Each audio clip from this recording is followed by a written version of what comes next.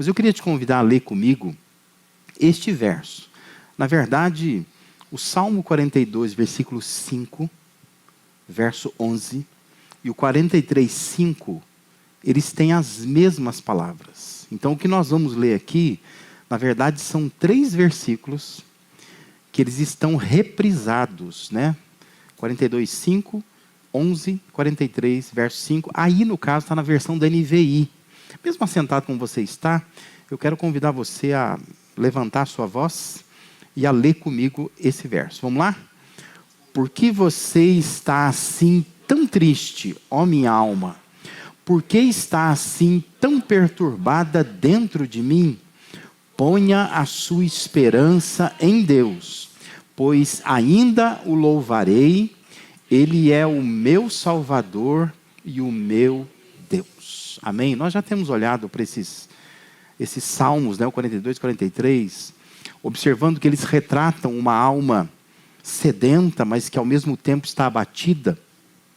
Mas também, além de retratar uma alma assim, estes salmos, eles apontam saídas do abatimento, mostrando soluções que possibilitam a gente alcançar uma alma mais tranquila, né? A gente viver no estado de paz.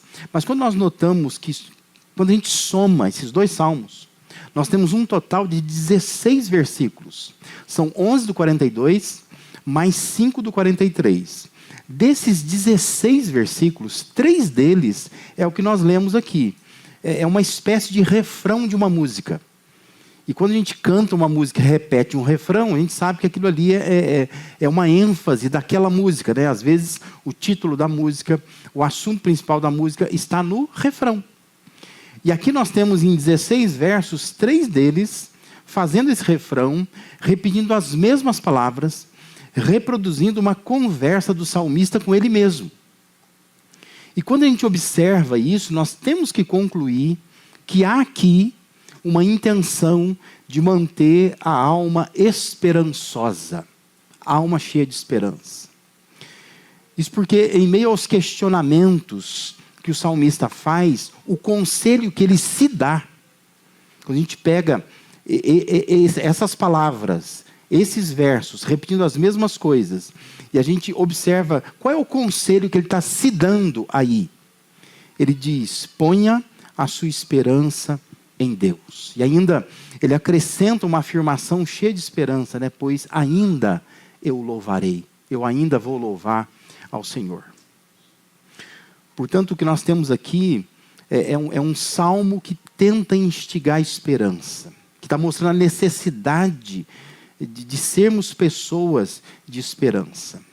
O salmista está instigando, ele estava instigando a sua alma a ver o lado positivo das situações, forçando a si mesmo a fixar os olhos nas oportunidades futuras, em vez de ficar fixando nos obstáculos do presente. Isso é esperança, né?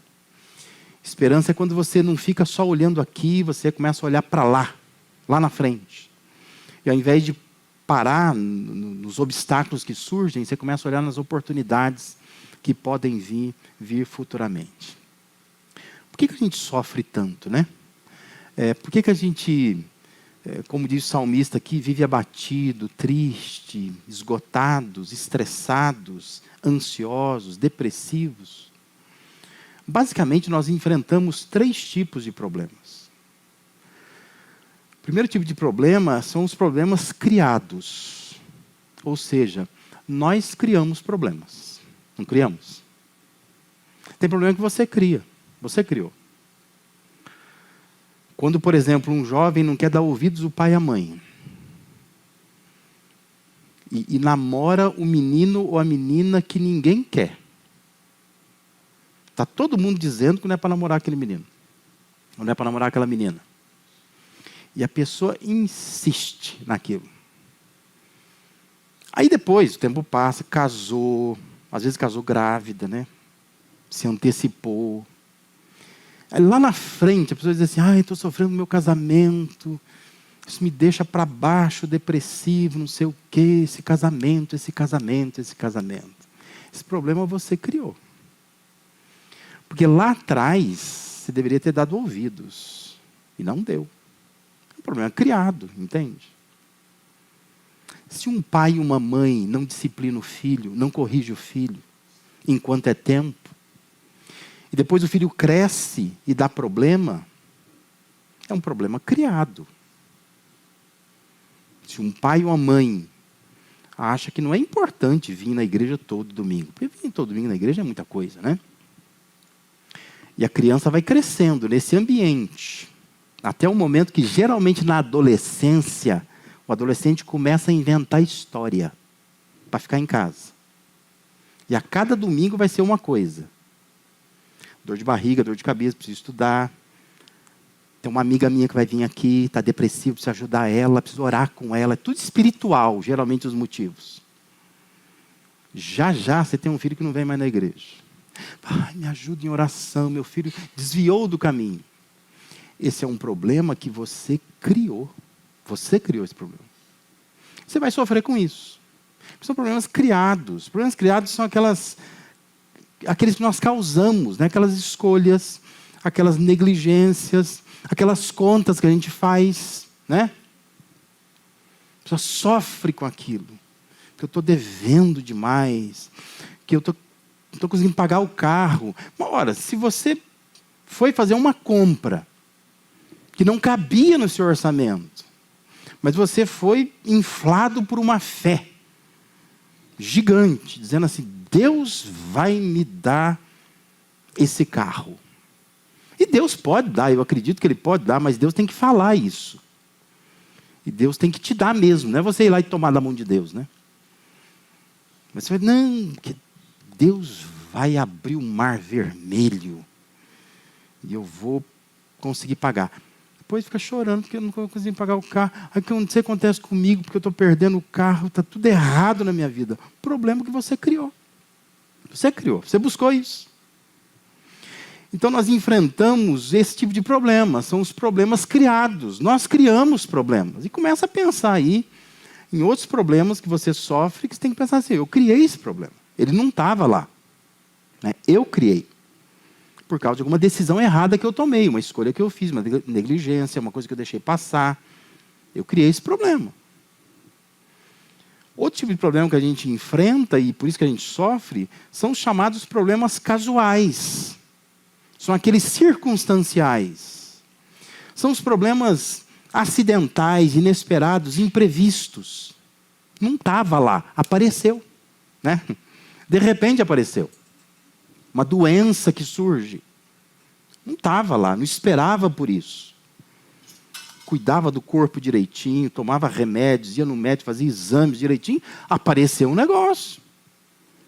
Não foi você que criou esse problema, esse é um problema casual, circunstancial.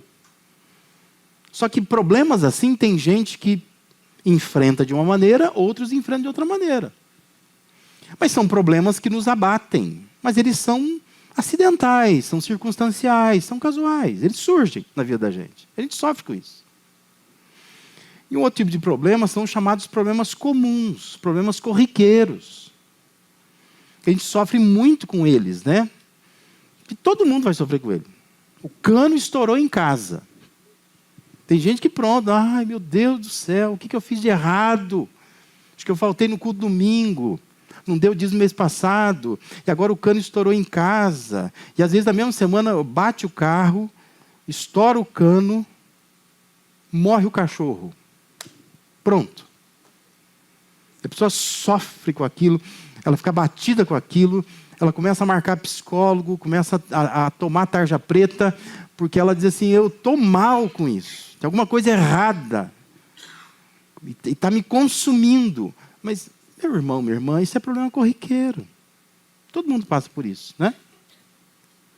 Quem nunca teve um cano estourado em casa? Quem nunca bateu o carro? Quem nunca perdeu um gato, um cachorro, um parente, uma sogra? Né? Essas coisas acontecem. Quem que pode evitar isso, né? Hoje eu ouvi um humorista, ele não estava fazendo humor, ele estava falando sério, mas ele falou assim, ó, o Silvio Santos deixou a vida mais leve para todos nós. Porque agora, quando alguém morrer, a gente fala assim, até o Silvio Santos morreu. Então, assim, ficou leve, porque a gente não tinha a impressão que o Silvio Santos nunca ia morrer, né? Que o Silvio Santos vem aí sempre. Coisa corriqueira, isso acontece. Sempre alguém vai morrer. Sempre alguém vai ficar doente, sempre alguém vai ser internado. Sempre um cano vai estourar, sempre um carro vai bater. Problemas comuns da vida. Só que tem gente que enfrenta isso, tira isso de letra. Tem gente que se abate por conta disso.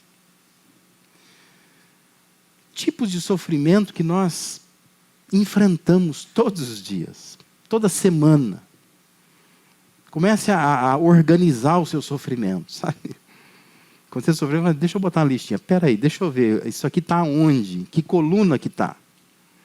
Porque às vezes são problemas que você criou. Você criou, talvez você tenha que voltar lá e corrigir na fonte lá, ou aprender a conviver com isso, porque você criou esse problema. Tem problema que é casual, é circunstancial, surgiu agora, mas daqui a pouco também passa. Calma, né? E tem problema que ele é comum, é corriqueiro, não tem como fugir deles. Eles acontecem, né? No dia a dia vai acontecer. Você vai queimar o arroz um dia, aquele bolo. O pastor vai vir em casa, vou fazer o bolo que ele gosta, e o bolo deu errado, e o homem está chegando. O problema é corriqueiro, isso acontece, né? Nada que uma casa de bolos não possa resolver. Mas tem gente que sofre demais com isso, né? Sofre, aquilo abate, né? Vai tomar remédio, não dorme à noite. Mas são coisas corriqueiras, problemas comuns da vida. Ter uma alma esperançosa não é negar as dificuldades. Mas ter uma alma esperançosa é acreditar que algo bom pode surgir dessas dificuldades. Por entender que elas não ocorrem por acaso, ao acaso. Tem alguma coisa nessas dificuldades. Porque existe um grande coordenador, né, um Deus que está acima de tudo. E ele não acha que você vai sofrer à toa, né? Ele não desperdiça nenhuma dor, como eu disse outro dia em uma das aulas. Deus sempre vai utilizar as nossas dores para nos ensinar alguma coisa. Por isso, quando a gente olha para esses dois salmos, 42 e 43, nós estamos já, esse é o 4º domingo, né, que nós estamos olhando para eles, e eu prometo que eu vou encerrar hoje isso, né, para não voltar neles novamente.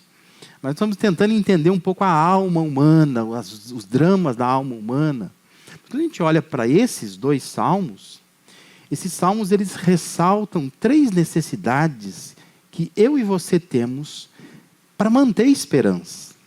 Esses salmos realçam algumas necessidades que nós precisamos entendê-las e entender que nós precisamos suprir essas necessidades. Porque isso tem a ver com esperança, nos ajuda a manter a esperança. A primeira necessidade que nós temos é de lidar com a realidade. Toda vez que você não souber lidar com a realidade, você vai perder a esperança. Lógico. Uma das grandes causas da falta de esperança, tantas vezes nós nos vemos envolvidos nela, nessa falta de esperança, tem relação com a expectativa que nós lançamos sobre a vida, sobre as pessoas, sobre os locais, qualquer coisa que a gente convive. E esse é um problema criado. Que você criou uma expectativa. Se você criou uma expectativa sobre o seu casamento, você vai sofrer depois. Porque você criou a expectativa. A gente sofre com o local de trabalho. Ai, parece que eu não dou sorte. É que você põe uma expectativa. A culpa é sua. Você pôs expectativa, você criou isso. E quando você põe uma expectativa, você quer alcançar a expectativa. Você vai sofrer se não chegar lá. Mas é uma coisa que você cria. E a gente perde a esperança quando a gente não encara a realidade. Quando a gente não sabe lidar com a realidade. Quando o que nós esperamos não condiz com a realidade, o resultado será abatimento. Então entenda uma coisa, nós criamos problemas quando nós nutrimos expectativas. Toda circunstância da vida, ela não é como a gente gostaria que fosse. Porque você não tem controle sobre essas circunstâncias. O salmista, escrevendo esses salmos, toda a circunstância da vida dele, descrita aqui, com o uso de imagens, ele fala de um animal carente de água, ele fala de cachoeira, ele fala de abismos. Toda essa circunstância na vida dele expressa o sentimento de falta de controle da realidade. Ele entende que ele não tem controle sobre a realidade. Não tem. Nesse refrão recorrente, né, do 42:5, 11, 43:5, o questionamento é: por que você está tão triste, ó minha alma? Por que está assim tão perturbada dentro de mim? Se você já teve dias assim, você sabe, você se identifica com o que o salmista está dizendo, não é? Porque o que ele está dizendo aqui, ele está dizendo assim: eu não entendo por que eu estou assim. Não se trata aqui de uma pessoa perguntando para outra pessoa, mas de alguém perguntando para si. Significa que nem sempre nós conseguimos as respostas que nós precisamos de nós mesmos para nós mesmos, sabe? Por que eu estou assim? Não sei. E você começa a tentar achar, né, onde que está o problema, não sabe? E por isso que ele está dizendo assim: por que você está tão triste assim, ó minha alma? Por que você se perturba dentro de mim? Mas ele está tentando lidar com a sua realidade. Lidar com a realidade é lidar com o desconhecido. Porque as configurações que nós queremos escolher para a nossa vida, nem sempre elas dão certo. E nós somos surpreendidos por cenários, situações que escapam completamente do nosso controle. Você já teve assim a curiosidade, ou só para ter aquele momento assim de você descobrir que você é pobre de verdade, né? Porque aí você entra naquele site não é loja de carro, marca de carro. Vai entrar lá na Honda. Aí lá está assim, ó, configure o seu carro. É legal brincar com aquilo lá, né? Você põe a cor que você quiser, só que você quiser. Lá embaixo vai mudando o preço, vai mudando o preço. Mas eu sou pobre, muito pobre, sou bem pobre. Você vai vendo assim, para ter o carro que você gostaria de ter, tinha que ganhar muito dinheiro. Porque o negócio lá fica caro. Mas ali você brinca, né? Você põe configurações, a cor que você quer, como que vai ser por dentro, acessório que vai ter, um negocinho a mais, sei o quê, papapá. Igual aquele que eu vi na rua passando assim, completaço. E às vezes a gente faz isso com a vida, né? Então você vai colocando a cor que você quer lá. Quero isso aqui, quero morar num apartamento assim, quero casar com, né, o príncipe do cavalo branco, eu vou ter 5 filhos, vou ganhar muito dinheiro. 5 é muito? Vou ganhar muito dinheiro, né? Vou ter uma van. E aí você configura lá a sua vida assim, vai em tal lugar, trabalhar em home office, fim de semana eu quero descer para a praia, né? Você vai configurando a sua vida. Eu quero desse jeitinho aqui, né? Igreja, quero assim, assim, assim. Você vai configurando. Só que você descobre que essa configuração que você fez, a entrega não veio do jeito que você configurou. Não veio. Porque você criou uma expectativa. Por isso que lidar com a realidade é lidar com o desconhecido. Você não sabe. Quantas pessoas você deve conhecer, eu conheço, sabe aquela pessoa assim que ela fez tudo direitinho na vida. Ela cuidou do corpo, ela cuidou das finanças dela, ela sempre foi fiel ao trabalho dela, ela procurou criar a família tudo direitinho, mas deu tudo errado, né? A gente fala aqui de filhos, né, que depois colhem resultado das negligências nossas dos pais, e é verdade. Mas a verdade é que tem muito pai que cria o filho direitinho. Mas não sei o que acontece no filho lá, quando ele completa 18 anos, parece que virou uma chavinha nele. Não quer saber mais. Mas você criou direito. Você fez tudo o que você podia. Você trouxe para a igreja. Você desafiou. Você ajudou em tudo que podia. Mas do nada o filho vira. Tem gente que cuida do corpo, faz academia, faz exames rotineiros, tudo direitinho. Do nada descobre que tem uma doença gravíssima. Você fala, o que eu fiz? Eu cuidei tudo direitinho, mas do nada fui lá, o médico olha, tem um negócio estranho aqui. Como assim? cuidava da alimentação, tudo direitinho. Do nada surge alguma coisa. É aí que você descobre que aquela configuração que você fez não deu certo. E você é surpreendido com um cenário desconhecido, que você não esperava. Mas é preciso entender que a realidade é assim. E por mais que hoje, especialmente, nós sejamos bombardeados por essa ideia de que tudo está no controle da sua mente, o fato é que nós nos deparamos com situações que confundem a nossa mente. E com situações que atormentam a nossa alma, afetam profundamente a nossa vida emocional. Que a gente não consegue entender, as coisas não fazem sentido. Por isso que o salmista, ele está dizendo, por que eu estou me sentindo assim? Por quê? E ele não encontra respostas. É a sensação de ter tudo para ser feliz, mas eu não me sinto assim. Eu não me sinto feliz. E a pergunta é, por que eu estou assim? A gente precisa aprender a lidar com a realidade. A realidade, ela não está fora de controle, mas ela só não está no nosso controle. Essa que é a questão. Não é que o mundo está doido, né, que está tudo fora de controle. Não, é que eu não tenho controle da minha realidade. Eu não tenho domínio dela. Esperança tem a ver com a necessidade de lidar com a realidade, de encarar que na vida não conseguimos obter todas as respostas que nós queremos. Pelo menos no momento que a gente julga que a gente teria o direito de encontrar aquela resposta. Mas às vezes ali, naquele momento, não há resposta.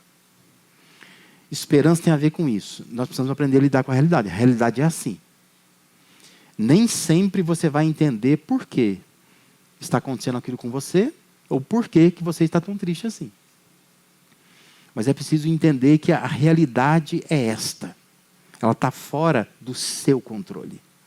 Não que ela esteja fora de controle, mas ela está fora do seu controle. Nós precisamos aprender a lidar com isso. Essa é uma necessidade que nós temos. Uma outra necessidade que os salmos apresentam é a necessidade de lutar por mudanças. Esse refrão que permeia os dois salmos, que nós estamos focando aqui, ele realça a necessidade de lutar contra a tristeza, o abatimento, o esgotamento emocional. Porque é uma realidade.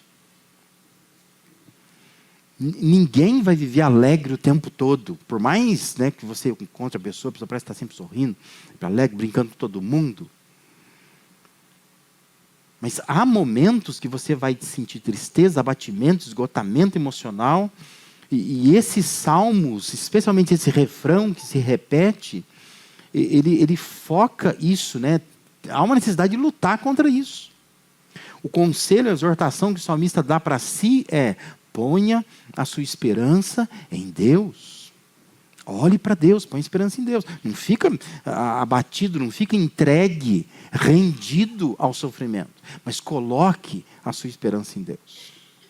É lutar por mudanças. Ele podia não saber por que ele estava se sentindo daquela forma. Mas uma coisa ele sabia: a esperança tem que estar em Deus. Isso ele sabia. Por isso que ele fala para si: coloque sua esperança em Deus. Não estou entendendo o que está acontecendo. Eu não tenho todas as respostas para a minha vida. Mas eu sei de uma coisa: eu preciso esperar em Deus. Aqui eu não tenho resposta. Mas em Deus eu tenho que esperar. Eu tenho que aguardar que algo venha dele. Isso lembra a forma como Paulo pede a Timóteo para exortar os ricos. É interessante quando Paulo vai escrever lá a Timóteo, 1 Timóteo 6,17, ele diz assim: ordene aos que são ricos no presente mundo que não sejam arrogantes. Ele diz assim: nem ponham a sua esperança na incerteza da riqueza, mas em Deus, que de tudo nos provê ricamente para a nossa satisfação. Isto é, não coloque sua esperança nas riquezas ou em qualquer outra realidade presente, mas coloque em Deus. Porque tudo, riqueza e tudo que você imaginar nessa terra é volátil, é instável, não é seguro. E Paulo exortava, então, precisa orientar essas pessoas a não colocar esperança nisso, mas coloca a esperança em Deus. Isso é lutar por mudanças. Em algumas situações que eu já passei na minha vida, eu pude ver que Deus já estava lá na frente. E eu parece que estava esquecido numa estação, sabe? Imaginando como você está num trem. Você está ali, né? Com Deus, né? Aí, de repente, eu parei numa estação. Eu começo a me lamentar, chorar, entristecer. De repente, eu entendi que Deus estava na outra estação já. E eu fiquei para trás. Isso é esperança. É quando você decide, olha, eu preciso chegar lá na frente. Porque lá na frente, Deus já está lá. Deus está me esperando lá. E eu estou parado, estagnado aqui. Isso é falta de esperança, né? Quando a gente para, estaciona, a gente não vai para frente. E Deus está lá na frente dizendo assim, ó, você vai vir ou não vai? Eu estou te esperando aqui. Ó. Essa fase já passou, né? Vira essa página aí. Mas a gente fica ali, naquele lugar, estacionados.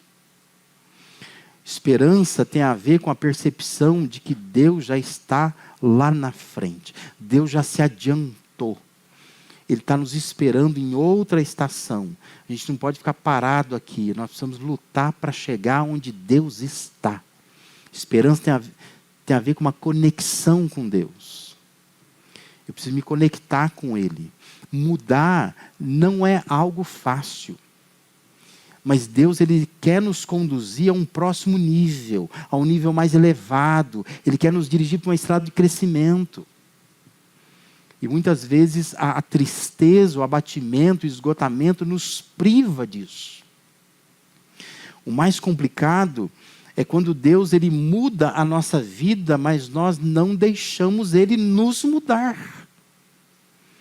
Porque Deus muitas vezes muda a circunstância da nossa vida. Mas nós não deixamos que Deus nos mude naquela situação. Nos molde naquela situação.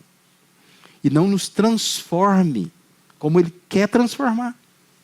Por isso que a gente fica patinando na mesma situação. Porque Deus quer mudar a vida, mas Deus quer mudar também você nesta vida. E às vezes nós não nos damos conta disso. Que não é só o nosso ambiente que tem que mudar. Mas nós, pessoalmente, precisamos mudar.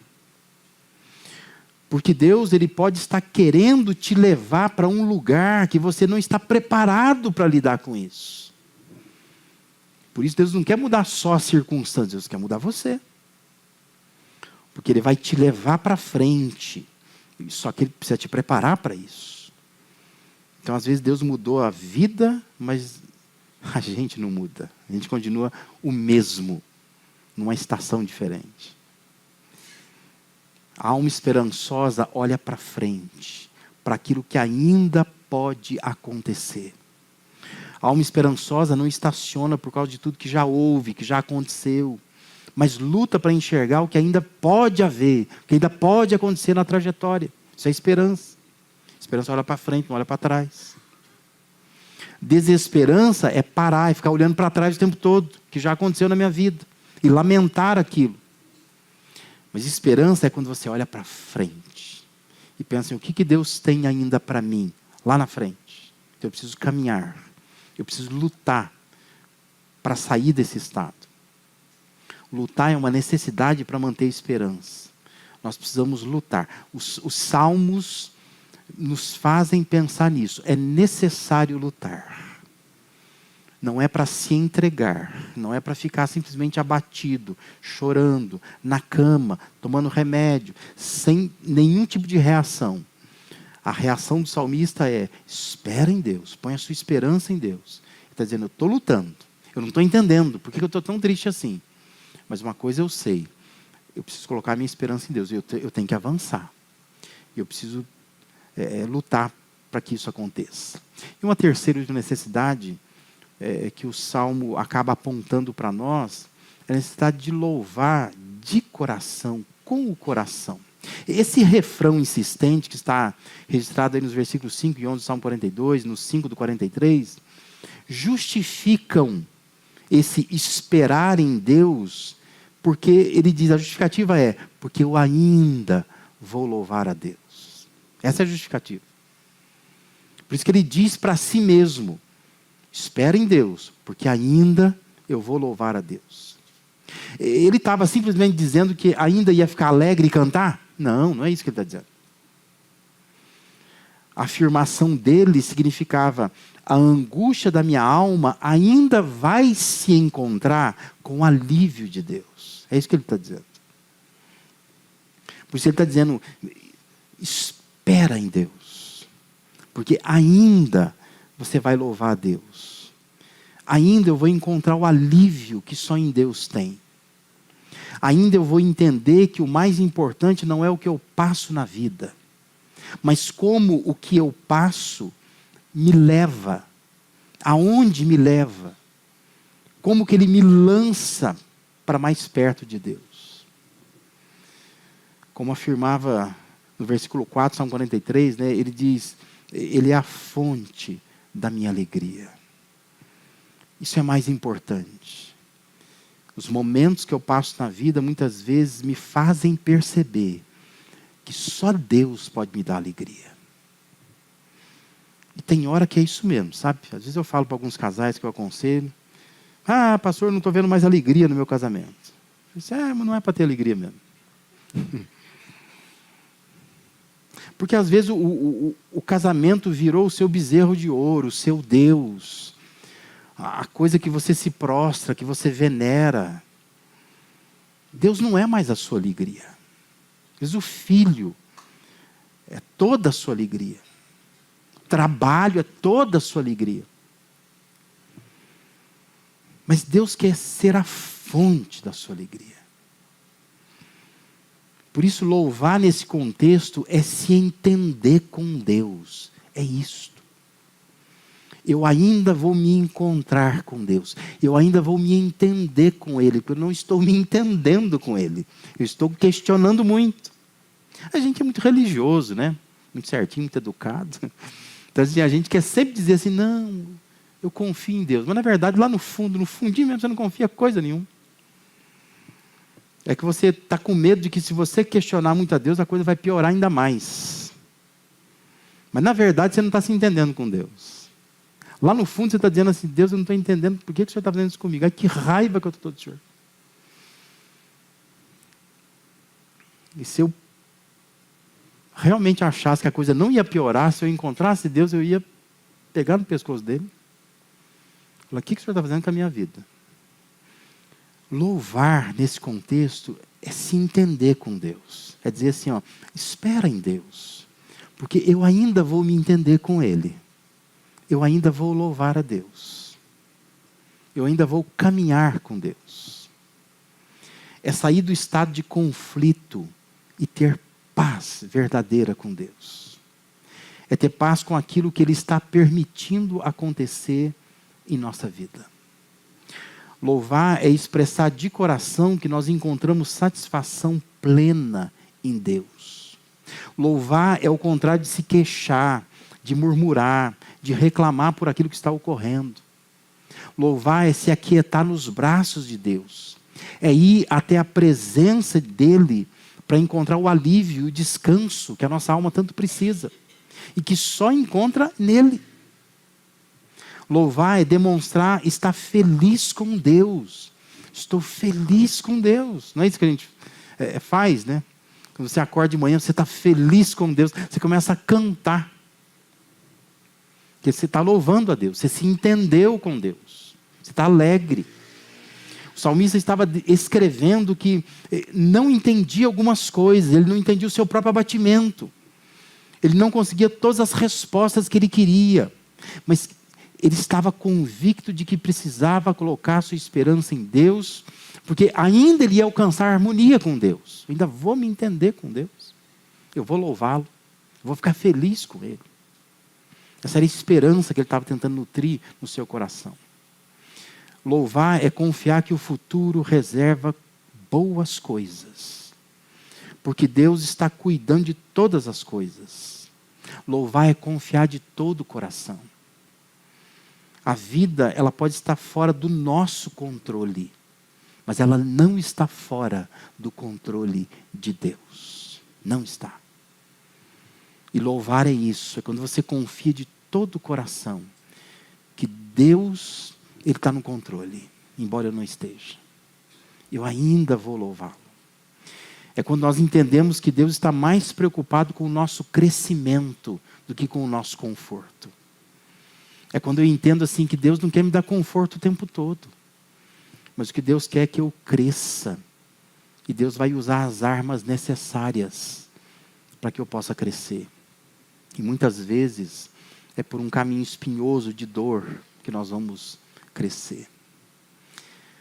Para encerrar, observe que o salmista, ele está dizendo: eu ainda vou louvar Ele, Deus. Eu ainda o louvarei, eu ainda vou louvar a Deus.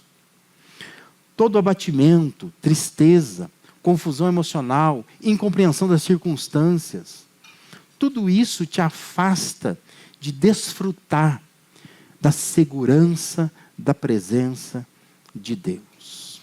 Essa é uma grande necessidade que nós temos, de cessar o conflito com Deus. Admitir que o que mais precisamos é dEle. É a imagem de uma criança que está em conflito com a mãe. Até que ela entende que a mãe ama, e a mãe segura então no colo, e ela chora. E daqui a pouco ela está rindo, ela está louvando, né? Que ela está em paz com a mãe. E a mãe já está fazendo cosquinha nela, ela está sorrindo, já está brincando. Agora há pouco estava em conflito, estava uma cara feia, cada uma num canto, fazendo birra, né? E conflitando. Mas agora está no colo, brincando. Isso é louvar. É quando você cessa todo o conflito e admite que o mais preciso é do colo de Deus. É estar em paz com Ele. É saber que Ele é bom. E Ele está nos esperando ao final da nossa carreira humana. Deus está lá, nos aguardando. Eu tenho aprendido que grandes mudanças na vida exigem de nós muita coragem. Nós precisamos ter coragem para encarar a realidade. Precisamos ter coragem para enfrentar nós mesmos. E parar de mimar nós mesmos. Nós precisamos ter coragem para chegar aonde Deus quer que nós cheguemos. Por isso, se dedique, pensa nisso essa semana, se dedique a ser uma alma esperançosa. A necessidade que nós temos é de lidar com a realidade, encarar a realidade, é de lutar para mudar. Nós precisamos lutar, não podemos parar. Nós temos necessidade de louvar de coração, entender que é louvor. Ir para Deus, correr para Deus, dizer para nós mesmos: eu ainda vou estar em paz com Deus. Eu ainda vou estar no colo dEle, vou estar sorrindo com Ele. Porque embora tudo esteja fora do meu controle, não está fora do controle de Deus. Que Deus te abençoe, que isso te ajude a caminhar e que você possa observar esses salmos, observar este verso, né, reprisado 3 vezes e ver a insistência que o salmista tem falando para si mesmo. Por que você está assim? Espera em Deus. Eu ainda vou louvá-lo, porque Ele é o meu Deus. Ele é o meu Senhor. Eu preciso sempre estar correndo para Ele.